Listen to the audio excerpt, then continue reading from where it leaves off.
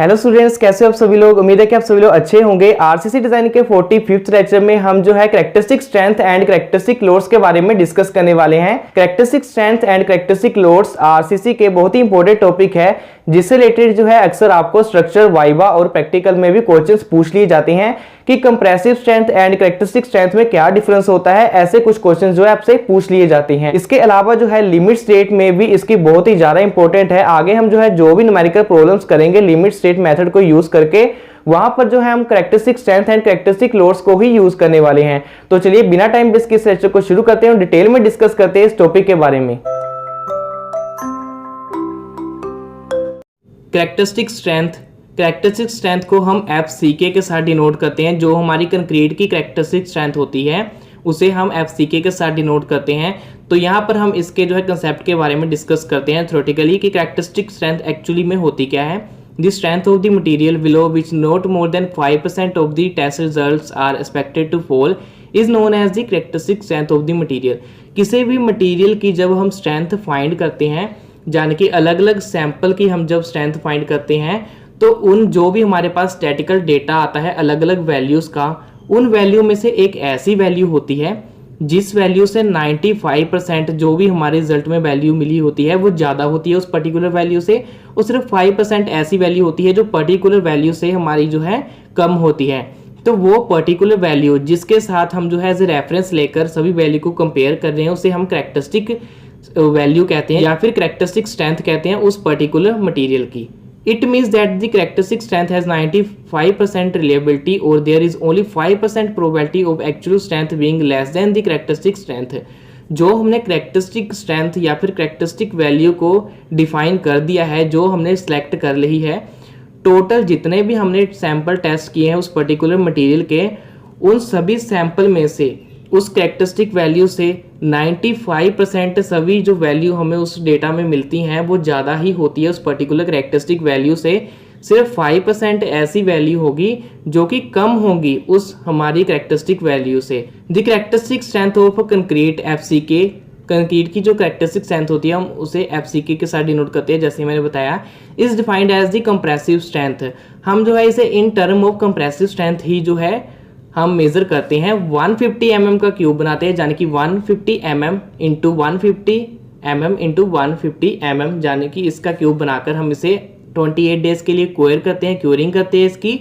उसके बाद हम जो है इसे कंप्रेसिव टेस्टिंग मशीन के साथ, यानी कि यूनिवर्सल टेस्टिंग मशीन के साथ कंप्रेसिव स्ट्रेंथ इसका फाइंड कर लेते हैं, जिसकी वैल्यू न्यूटन पर mm स्क्वायर या फिर MPa यानी कि मेगा पास्कल में आती है। तो कैरेक्टरिस्टिक स्ट्रेंथ फाइंड करने के लिए हमारे पास यहाँ पर फॉर्मूला है FCK is equal to FM minus 1.64 S। FM है मीन स्ट्रेंथ और S यानी कि स्टैंडर्ड डेविएशन। इसके बारे में नेक्स्ट स्लाइड में डिस्कस करेंगे इस फॉर्मूले के बारे में। यहाँ पर हो सकता है कि थ्योरेटिकली आपको इतना कंसेप्ट समझ ना आया हो, इसलिए मैंने नेक्स्ट स्लाइड में आपके लिए एक एग्जांपल सेट की हुई है जिससे आपको जो है इस कंसेप्ट को समझने में आसानी होगी। तो चलिए बढ़ते हैं नेक्स्ट स्लाइड की ओर। इसको हम एक एग्जांपल की मदद से समझते हैं। जैसे late assume 100 cubes of M20 concrete जिसका रेशियो है 1:1.5:3, यानी कि cement sand aggregate. Strength eight 28 days. हमने जो है 100 क्यूब्स बनाए हैं M20 ग्रेड के, और उसको जो है हमने 28 डेज के लिए उसकी क्योरिंग की। उसके बाद हमने जो है उसकी कंप्रेसिव स्ट्रेंथ जो है टेस्ट की है। एवरी टाइम स्ट्रेंथ इज 20, 22, 19.5, ऐसे करते करते हमारी मैक्सिमम स्ट्रेंथ जो है क्यूब्स की 28 न्यूटन पर mm स्क्वायर तक गई है। यानी कि जब भी हमने M20 ग्रेड के कंक्रीट के जो है क्यूब बनाए हैं, 100 क्यूब में से अलग अलग स्ट्रेंथ आई सबकी। अभी जो स्ट्रेंथ जो है हमेशा एक तरह क्यों नहीं रहती है, क्योंकि इसमें बहुत से फैक्टर इफेक्ट करते हैं, जैसे पहले बताया है, जैसे इन्वायरमेंट, ह्यूमिडिटी, कौन सा मटेरियल यूज़ हो रहा है, किस तरह के हमारे एग्रीगेट्स है, मिक्सिंग टाइम क्या है उसका, जो सभी जो है फैक्टर इफेक्ट करते हैं। इसकी वजह से हमारे क्यूब की जो है स्ट्रेंथ वो कम हो जाती है, कभी कभी बढ़ जाती है। The mean value of 100 cube strength FM 26.6 Newton पर mm स्क्वायर। जब हमने इन सभी क्यूब्स को प्लस करके 100 से डिवाइड किया, यानी कि हमने इन क्यूब्स का मीन निकाला, मीन वैल्यू निकाली, तो वो हमारे पास आई 26.6 न्यूटन पर mm स्क्वायर। और हमारे पास यहाँ पर है स्टैंडर्ड डेविएशन S। जे स्टैंडर्ड डेविएशन एस, इसको हम जो है नेक्स्ट स्लाइड में डिस्कस करेंगे जो एक्चुअली में होता क्या है। According to the IS code इसकी वैल्यू जो है 4 है। M20 ग्रेड के कंक्रीट की वैल्यू जो है उसकी स्टैंडर्ड डेविएशन की वैल्यू जो है वो आईएस कोड के अकॉर्डिंगली 4 है। जब हम characteristic strength of concrete find करते हैं तो उसका फॉर्मूला होता है FCK, यानी कि characteristic strength of concrete is equal to FM minus 1.64S। इसमें FM हमारे पास जो है मीन वैल्यू होती है और S स्टैंडर्ड डेविएशन और J 1.64 कांस्टेंट होता है।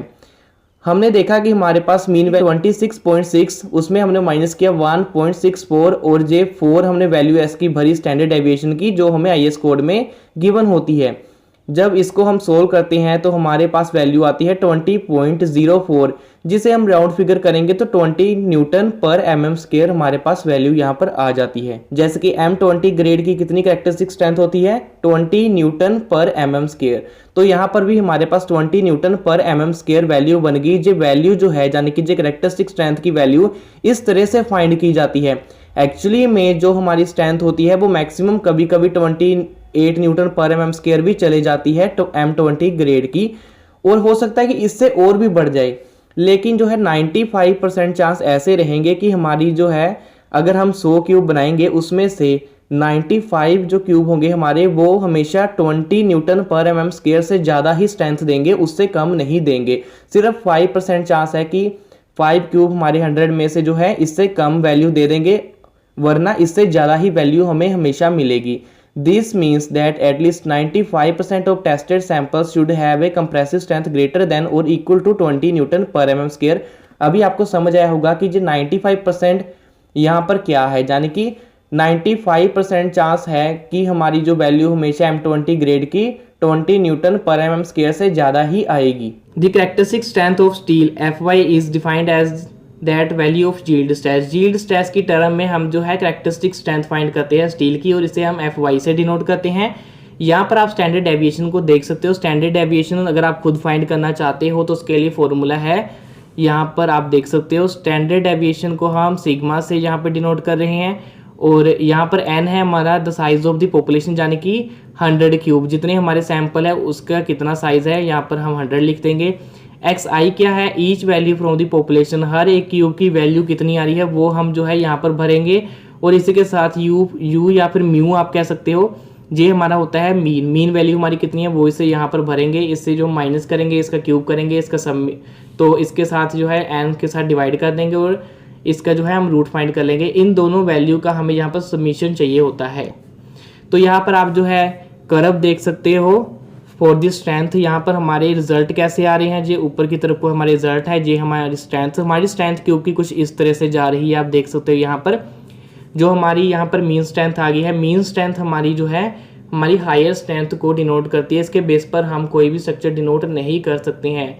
हम यहाँ पर देखते हैं कि 95% जे एरिया जो आप देख रहे हैं यहाँ तक का, जो 95% एरिया है, 95% हमारी वैल्यू कहाँ तक जा रही है, मिनिमम टू मिनिमम, उस वैल्यू को हम कैरेक्टरिस्टिक स्ट्रेंथ कहते हैं। उससे नीचे वाली वैल्यू जो 5% बची है उसे हम यहाँ पर नेग्लेक्ट कर देते हैं। नेक्स्ट अगर आप देखोगे तो कैरेक्टरिस्टिक लोड्स, यानी कि जिसे हम एफ से डिनोट करते हैं, उसका कंसेप्ट भी कुछ इस तरह से है। Characteristic load is that value of load which had 95% probability of not being exceed during the life of the structure, यानी कि किसी भी बिल्डिंग पर जो भी लोड आ रहे हैं उस लोड की वैल्यू जो है 95% जो है हमेशा कम ही रहेगी, यानी कि जो हमने कैरेक्टरिस्टिक लोड की वैल्यू डिफाइन की है उस वैल्यू से 95% चांस है कि उस स्ट्रक्चर पर कम ही लोड आएंगे। सिर्फ 5% चांस है कि वो लोड जो है कैरेक्टरिस्टिक वैल्यू से बढ़ सकते हैं। तो यहाँ पर हम कैरेक्टरिस्टिक लोड कैसे फाइंड कर सकते हैं, F equal to FM plus 1.64 S। यहाँ पर स्टैंडर्ड डेविएशन है S और मीन वैल्यू ऑफ लोड है हमारा FM। यहाँ पर अगर हम थोड़ा सा देखें यहाँ पर कर्व को, तो वो कर्व भी सिमिलर है। मीन लोड हमारा आ गया सेंटर में, 95% हमारा ये जो जे वाला आ गया सेंटर वाला एरिया। तो यहाँ पर हमारा 5% अगर कर्व से निकाल दे तो जे हम जो है रिजल्ट नेग्लेक्ट कर देते हैं। तो जे 95% जो एरिया हमारा आया है इस कर्व का यहाँ से लेकर यहाँ तक, तो ये 95% हमारा एरिया है कैरेक्टरिस्टिक लोड्स का, यानी कि 95% चांसेस ऐसे हैं कि हमारे जो है कैरेक्टरिस्टिक वैल्यू से लोड नहीं इंक्रीज होगा। सिर्फ 5% चांस ऐसे है कि हमारी जो वैल्यू से लोड इंक्रीज हो सकता है। कैरेक्टरिस्टिक लोड्स फाइंड करने की आपको कोई भी ज़रूरत नहीं होती है, क्योंकि हमारे पास किसी भी स्ट्रक्चर का स्टैटिकल डेटा अवेलेबल नहीं होता है। In absence of statistical data it has not been possible to determine the characteristic load, hence the load specified in the appropriate course may be taken as a characteristic load। हमारे पास जो statistical data हमेशा available नहीं होता है, किसी भी structure पर कितने लोड आने वाले हैं, अगर वो डेटा नहीं होगा तो हम कैरेक्टरिस्टिक लोड की वैल्यू फाइंड नहीं कर पाएंगे। इसलिए हम प्री डिफाइंड वैल्यू को ही कंसीडर करते हैं किसी भी स्ट्रक्चर को लोड उसका कैलकुलेट करने के लिए। डेड लोड कैलकुलेट करने के लिए IS कोड हमारे पास है 875 1987 पार्ट 1। ऐसे ही लाइव लोड के लिए पार्ट 2 है, कोड सेम रहेगा। विंड लोड के लिए भी कोड सेम रहेगा, पार्ट 3 आ जाएगा। सीस्मिक लोड फाइंड करने के लिए IS 18093 2002 हमारे पास यहाँ पर कोड है। इससे हम रेफरेंस लोड वैल्यूज ले सकते हैं। तो यहाँ पर हमें कैरेक्टरिस्टिक लोड फाइंड करने की जरूरत नहीं पड़ती है, क्योंकि उसके लिए हमारे पास यहाँ पर टोटली IS वैल्यूज अवेलेबल हैं रेफरेंस के लिए। सिर्फ हम कैरेक्टरिस्टिक स्ट्रेंथ ही फाइंड करते हैं।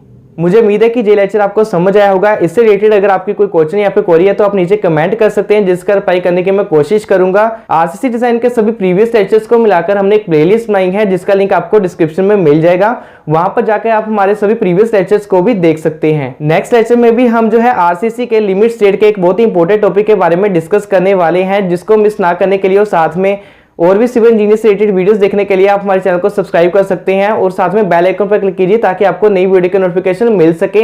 मैं मिलता हूं आपसे नेक्स्ट लेक्चर में नेक्स्ट नए टॉपिक के साथ। तब तक के लिए बने रहे हमारे साथ।